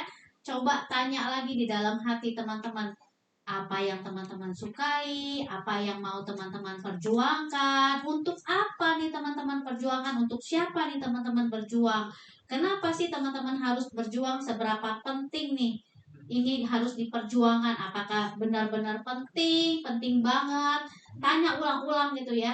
Eh, benar-benar patut diperjuangkan nggak, sehingga kalau memang teman-teman udah tanya nih ke dalam hati teman-teman, andai kata dunia ini men-challenge teman-teman, teman-teman itu nggak gampang rapuh, teman-teman akan balik lagi gitu loh, karena teman-teman ingat kayak saya setiap kali mau down gitu, males mah ada lah teman-teman, namanya manusia ya Pak Indra ya, kontracin tuh manggil-manggil tiap hari ya Pak ya. Tapi kan saya pikir lagi, kalau buat racin terus, drakor terus, apa benefitnya gitu, anak gue nanti nggak bisa makan, nggak bisa sekolah, mau ngapain kayak gitu. Saya jadi balik lagi, oh ya saya mau menyenangkan mereka, saya mau hidup untuk mereka, saya mau benar-benar berjuang untuk mereka karena mereka segala buat saya. Jadi saya comeback gitu loh, tenaga saya balik lagi. Yang tadinya lagi malas-malas, dia tanya, yang ini udah belum? Ntar dulu boleh nggak? Ya udah deh sekarang deh kerjain gitu. Jadi teman-teman boleh nih kalau lagi harus, bukan kalau lagi, statement saya ralat gitu ya, harus sediain waktu dan tanya ke dalam hati teman-teman, apa yang mau teman-teman perjuangkan, apa yang teman-teman mau cari, apa yang teman-teman seberapa penting itu harus diperjuangkan supaya teman-teman semakin kuat dan akhir tahun teman-teman bisa mencapai apa yang teman-teman impikan dan goalkan gitu. Tadinya saya mau sampai sore, tapi kayaknya udah pada lelah. Sampai besok nih saya ngocehnya kan. Nah, demikian sih sharing dari Nikodemus sama Kartika ya. Mohon maaf apabila kami salah-salah kata, tanpa bermaksud menggurui itu, karena Pak Indra the best banget sih kalau saya bilang ya. Saya banyak belajar dari beliau ya waktu kita sama-sama kemarin ya Pak ya. Nah, mohon maaf kalau ada salah-salah kata. Semoga apa yang kami sampaikan bisa bermanfaat dan berguna buat teman-teman. Selamat pagi. Oke, kasih kelas yang meriah buat Niko dan Kartika, luar biasa. Niko, Kartika, izin ya. Boleh.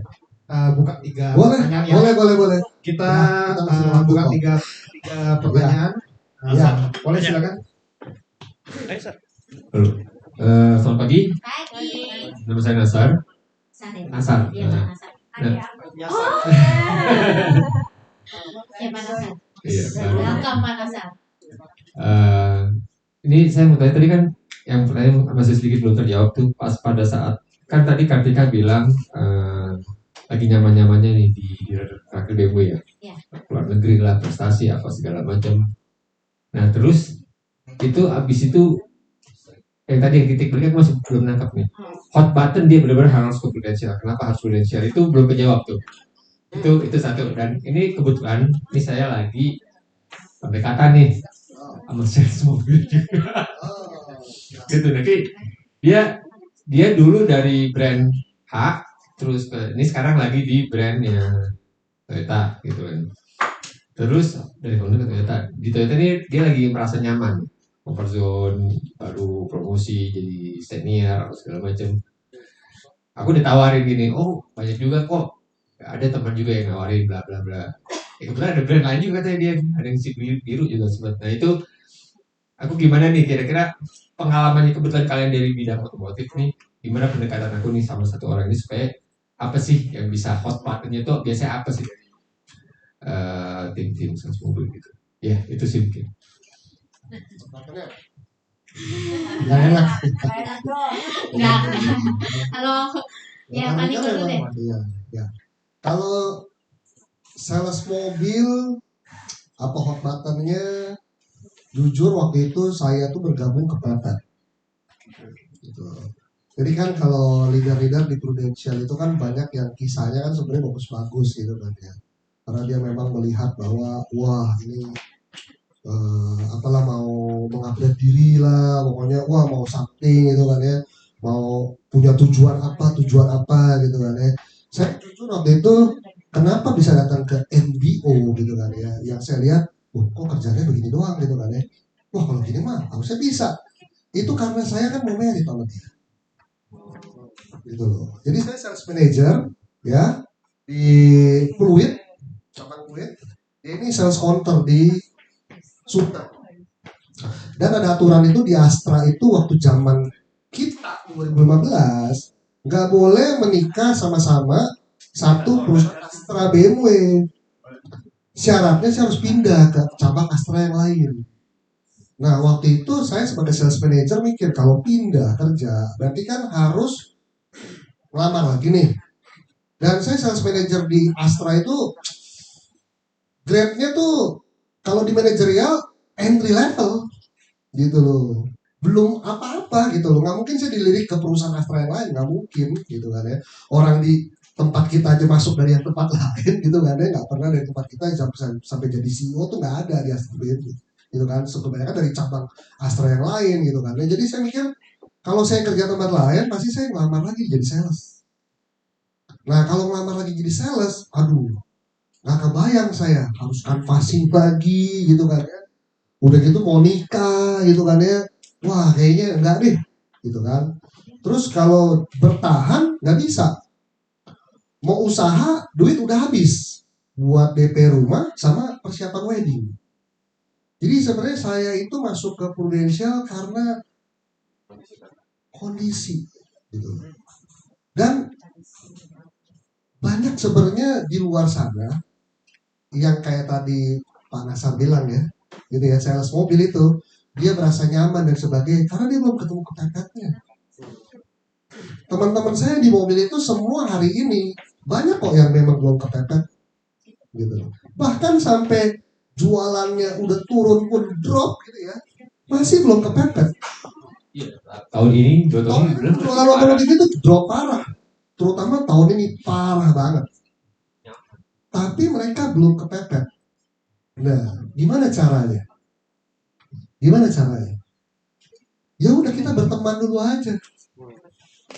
Pastikan ketika dia kepepet, kita di sampingnya.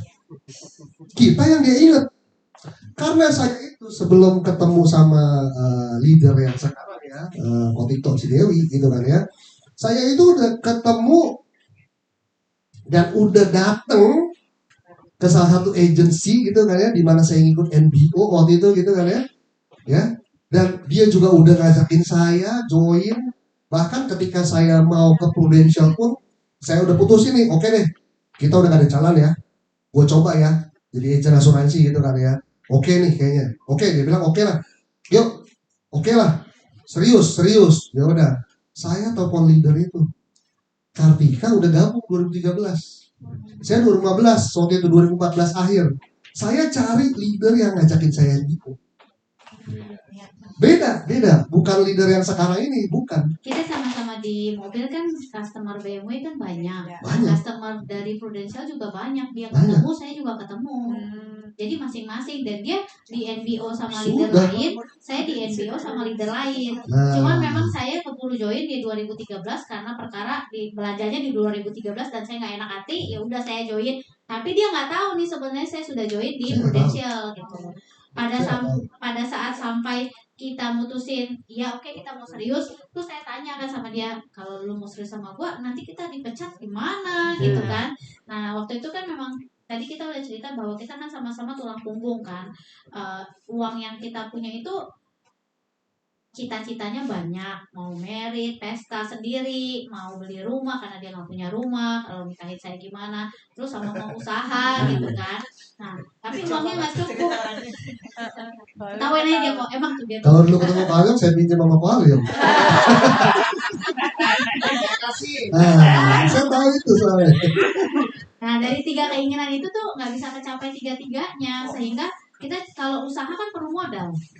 Kalau misalkan nikah juga pakai modal kan, kalau beli rumah juga harus pakai uang gitu kan. Nah uang kita cuma cukup buat nikah sama satu lagi nih apa nih, nikah nggak mungkin nggak dong, dia udah kebelet banget kalau.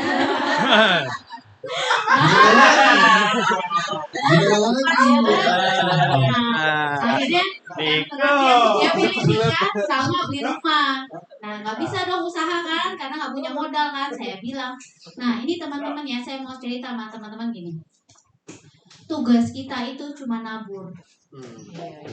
Kita nggak pernah tahu kapan nuanya, teman-teman. Tapi pada saat kita nabur, ya udah jaga hubungan, dirawat gitu ya. Pertemuan nggak jalan nggak apa-apa, nggak jalan nggak apa-apa, benar. Karena banyak loh kisah yang seperti saya, Bu Nadine ya. Kalau Bu Nadine kan lebih lama dari saya, pasti udah nyaksiin lebih banyak gitu. Nggak jalan nggak apa-apa, tapi pada saat dia kepentok dan ketemu masalah gitu, yang teman-teman harus tekankan apa? Di sini usaha, kalau gini, kalau zaman saya dulu usaha ini tidak pakai modal dengkul sama mulut doang gitu ya, mau cerita gitu ya Pak, sama jalan kan. Nah, itu udah bisa menghasilkan 5 tahun 100 juta ya. Nah, tapi kan waktu itu ego saya masih terlalu tinggi dan sangat tinggi banget gitu kan, bukan terlalu tinggi, ya sangat tinggi banget gitu kan. Nah, tapi pada saat saya nggak punya uang untuk mulai usaha dan kita mau menikah, saya bilang sama dia, sebenarnya saya tahu loh ada satu usaha yang bisa kita lakukan tanpa modal dan hasilnya sampai ratusan juta, asuransi. Dan dia bilang, iya, gue juga udah pernah dengar, tapi dia belum join gitu kan. Saya udah tahu asuransi itu bisa kasih seperti itu, tapi nggak mau jalanin. Sebenarnya bukan nggak mau jalanin, saya pernah punya trauma karena 1 kali ditolak. Maksudnya ditolak? Ditolak, saya prospek. Dia nggak mau ditolak. Ya, saya prospek, saya ditolak, terus saya pikir kenapa gue harus susah-susah ya, gue jualan mobil gampang, maksudnya kan saya udah top sales gitu ya Pak, customer datang gitu, referensi gitu kan, itu ego saya gitu, sampai akhirnya ego saya diruntuhkan, saya harus memilih untuk sebuah pernikahan saya, di mana dia saya utus lah dia. Tapi gini loh, saya tidak bilang Prudent jelek kan. Kalau saya bilang Prudent jelek, pada saat saya kena masalah kan pasti saya bilang cari aja usaha lain gitu ya. Nah pada saat itu kejadiannya adalah pada saat saya kena masalah, saya bilang sama dia, sebenarnya ada satu usaha yang bagus yang bisa kita lakukan tanpa pakai modal dan menghasilkan ratusan juta. Jadi termemori loh. Nah makanya tadi saya bilang tugas kita itu nabur, cerita aja sama siapa, cerita aja gitu loh. Walaupun kita nggak tahu dia bisa dituai sekarang atau tahun depan atau nggak apa-apa, cerita, kasih tunjuk prestasi yang teman-teman bisa. Karena kita juga banyak ya Pak yang waktu itu kita sharing buat kita prospek, nggak mau, begitu dia lihat prestasi saya, tanpa lu pun gue bisa berprestasi, dia langsung yang cari saya, bahwa lu memang agent yang gue cari gitu loh, emang lu agent yang patut gue percayai untuk proteksi gue gitu kan. Nah jadi teman-teman ya, jangan cuma nabur, tapi teman-teman juga aktualisasi diri gitu, tunjukin bahwa teman-teman memang serius di bisnis ini dan bisa dipercaya oleh mereka gitu. Jadi suatu saat mereka butuh, mereka tahu mereka cari siapa, karena teman-teman adalah circle mereka yang terdekat gitu. Ya, dan mungkin kita nggak usah terjebak dalam komparasi antara apa yang dia kerjakan sama yang kita kerjakan gitu. Karena itu totally different gitu ya. Dan kalau kita mau tanya gitu ya ke semua gitu ya, dalam hati gitu ya, apa sih beban kerja kita yang paling berat di bisnis asuransi gitu ya. Modal nggak perlu mikirin, utang nggak perlu mikirin ya semua udah kita serahin ke Prudent gitu kan ya. Kita tinggal ketemu orang, ngobrol, hahi gitu kan ya. Kalau nggak pinter-pinter jaga badan ya bisa melar gitu kan ya. Bukan paling. Saya dulu gitu kan. Ya, saya tuh gitu kan ya. Ya melar gitu kan ya, karena nggak jaga diri. Ketemu orang makan, ketemu orang ngopi, makan lagi ngopi lagi, makan ngopi banget udah setiap hari gitu kan ya. Beban kerja cuma begitu gitu ya. Kalau di compare sama orang yang di luar kerja gitu kan ya, mau kerja apapun gitu ya, mau dia sales, mau dia admin, apapun itu, manajer, director sekalipun, wah itu beban kerjanya kita tahu lah gitu, ya. Hari ini menurut saya salah satu kerjaan yang enak gitu kan ya, jadi influencer, ngoceh-ngoceh doang, emeng-emeng di sosial media gitu kan ya, mau ngemeng-ngemeng gitu kan ya, nah ya kan, kalau dia laku jual kelas gitu kan ya, tapi kalau dia nggak laku ya dia nggak bisa jual kelas gitu kan ya, tapi kalau dia jual kelas salah bisa dihina-hina. Ya, dihina-hina sama netizen gitu kan. Ya, tapi itu salah satu kerjaan memang itu agak pakai modal juga gitu kan ya. Tapi kalau dibanding sama kita di bisnis asuransi, uangnya wah jauh gitu loh. Jadi kita jaga hubungan aja sama dia, tetap keep kontak gitu kan ya. Bahkan agent yang kayak Kartika tadi nih, asal sekedar gak enak, iya nggak apa-apa, rekrut aja gitu kan ya. Siapa tahu nanti mentok, nah gitu loh. Kira-kira gitu, Pak Nasar. Menjawab? Nah, tapi tentunya gini saya tambahin dikit. Tapi tentunya jangan semata-mata karena kita bilang nih, oke kita yang penting jaga hubungan aja, ngobrol, jaga hubungan, nggak juga. Saya itu sama Kartika selalu mengupayakan sampai di end gitu, sampai ujungnya. Fact finding sih Pak. Kita fact finding, kita HO juga ke dia gitu kan ya, dia ngomong apa ya kita kasih tahu HO-nya gitu kan ya. Karena kita nggak lepas begitu aja. Sampai pada akhirnya dia bilang, udahlah, gua tetap begini dulu, ya udah kita jaga hubungan, gitu ya. Gitu. Ya, luar biasa. Kasih plus buat Niko dan Kartika. Oke, untuk 2 pertanyaan lagi, siapa yang baru bertanya?